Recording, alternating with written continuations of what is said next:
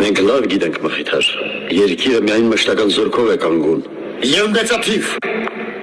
կանոնավոր։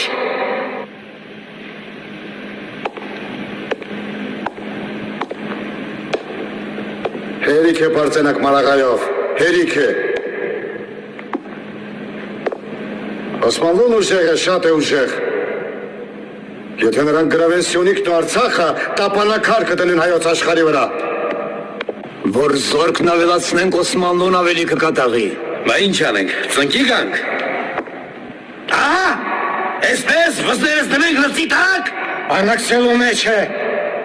մեր փրկությունը։ Հարկավոր է Օսմանների որոշ բան զիջել։ Զիջել։